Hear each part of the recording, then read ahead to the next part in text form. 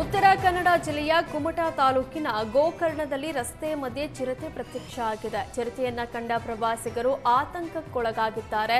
ಪ್ರವಾಸಿಗರು ಓಡಾಡುವ ಕೂಡ್ಲೆ ಕಡಲ ತೀರ ರಸ್ತೆ ಮಧ್ಯದಲ್ಲಿಯೇ ಚಿರತೆ ಕಾಣಿಸಿಕೊಳ್ತಾ ಇದ್ದು ಜನರು ಓಡಾಡಲು ಭಯಭೀತರಾಗಿದ್ದಾರೆ.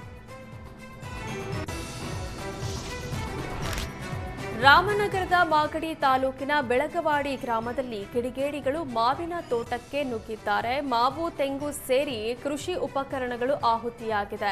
ಗ್ರಾಮದ ರೈತ ರಾಜಯ್ಯ ಅನ್ನೋರ ತೋಟದಲ್ಲಿದ್ದ ಸುಮಾರು 150 ತೆಂಗಿನ ಸಸಿ, 100ಕ್ಕೂ ಹೆಚ್ಚು ಮಾವಿನ ಮರಗಳು ಸುಟ್ಟು ಹೋಗಿವೆ. ಸುಮಾರು 3.5 ಲಕ್ಷ ಮೌಲ್ಯದ ಬೆಳೆ ನಾಶವಾಗಿದ್ದು ರೈತ ಕಂಗಾಲಾಗಿದ್ದಾರೆ. ಸೂಕ್ತ ಪರಿಹಾರ ನೀಡುವಂತೆ ಸರ್ಕಾರಕ್ಕೆ ಮನವಿ ಮಾಡಿದ್ದಾರೆ.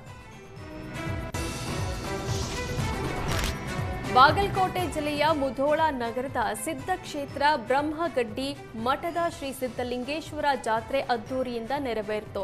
ಜಾತ್ರೋತ್ಸವದಲ್ಲಿ ನಡೆದ ಪುರವಂತಿಕೆ ವೇಳೆ 1000 ಅಡಿ ಉದ್ದದ ದಾರವನ್ನ ಶಸ್ತ್ರಧಾರಣೆ ಮಾಡಿಕೊಂಡ ಸಂದರ್ಭ ಭಕ್ತರನ್ನ ಮಂತ್ರಮುಗ್ಧರನ್ನಾಗಿಸಿತು.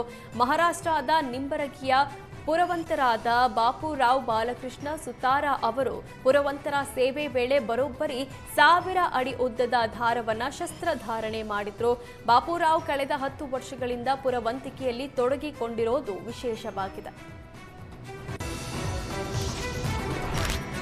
ಮಧ್ಯರಾತ್ರಿ ಶಾರ್ಟ್ ಸರ್ಕ್ಯೂಟ್ನಿಂದ ಬೆಂಕಿ ಹೊತ್ತಿಕೊಂಡು ಸ್ಕ್ರ್ಯಾಪ್ ಅಂಗಡಿ ಸುಟ್ಟು ಕರಕಲಾದ ಘಟನೆ ಬೀದರ್ ಜಿಲ್ಲೆ ಬಸವಕಲ್ಯಾಣ ತಾಲೂಕಿನ ಆಟೋ ನಗರದಲ್ಲಿ ನಡೆದಿದೆ.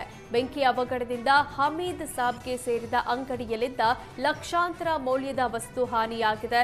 ಸ್ಥಳಕ್ಕೆ ಬಂದ ಅಗ್ನಿಶಾಮಕ ಸಿಬ್ಬಂದಿ ಬೆಂಕಿ ನಂದಿಸಲು ಹರಸಾಹಸ ಪಟ್ಟಿದ್ದಾರೆ. ಬೆಂಕಿಯ ತೀವ್ರತೆಗೆ ಪಕ್ಕದ ಕೃಷ್ಣ ಅನ್ನೋರ ಅಂಗಡಿಯಲ್ಲಿನ ಯಂತ್ರಗಳಿಗೂ ಹಾನಿಯಾಗಿದೆ.